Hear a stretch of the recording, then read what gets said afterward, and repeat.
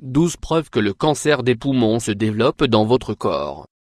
Nos précieux poumons ont pour principale mission de filtrer les déchets gazeux et de fournir l'oxygène à nos organes. Mais voilà que ceux-ci peuvent être exposés à des tumeurs malignes. Le cancer du poumon est le cancer le plus meurtrier chez l'homme.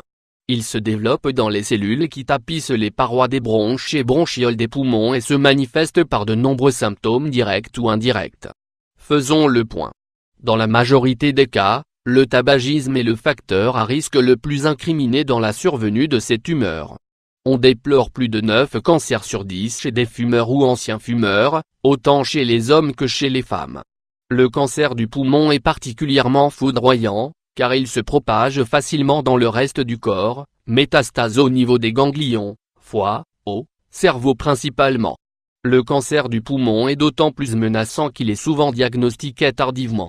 Les différents types du cancer du poumon. On distingue 2 types de cancer du poumon de gravité variable, issus de cellules des bronches d'origine différente et dont le traitement varie selon le cas diagnostiqué et le stade d'évolution. Cette tumeur se développe et se propage différemment dans le corps.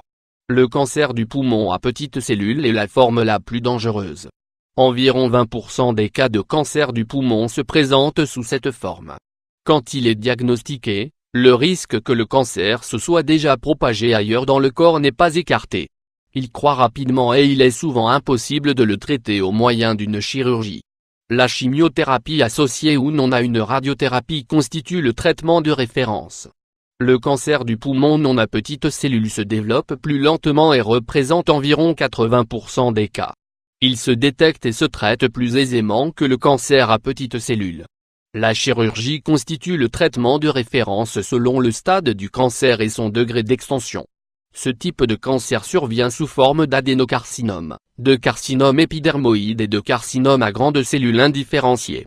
Il existe d'autres types de tumeurs malignes, plus rares, dont le sarcome et le lymphome.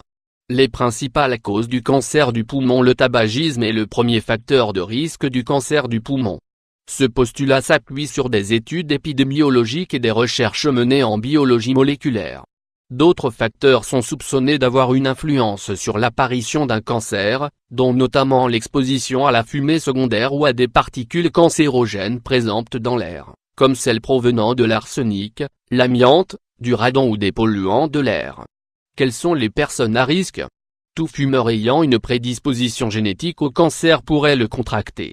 Les experts avancent que des facteurs génétiques pourraient expliquer le fait que certains fumeurs occasionnels développent le cancer, tandis que de grands fumeurs ne le développent pas. Les personnes atteintes d'une fibrose dans les poumons, des suites d'une pneumonie ou une tuberculose, ou de toute autre maladie pulmonaire chronique, comme la sclérodermie, présentent un risque accru d'avoir un cancer du poumon.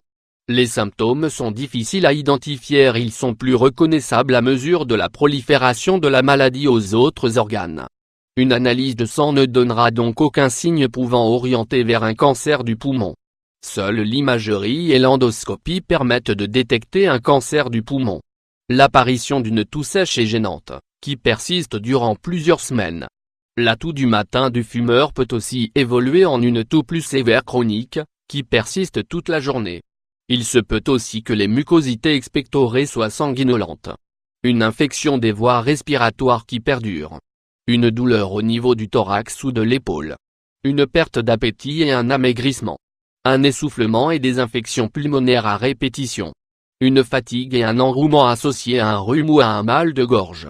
Un gonflement du visage ou du cou, lorsque les cellules cancéreuses ont envahi les ganglions lymphatiques. Une respiration sifflante. Des troubles hormonaux ou sanguins provoqués par la libération des cellules tumorales de substances modifiant les taux de calcium ou de sodium dans le sang. Une dysphonie, extinction ou modification de la voix. Des difficultés à avaler et à respirer. L'affaissement de la paupière ou le rétrécissement de la pupille d'un œil.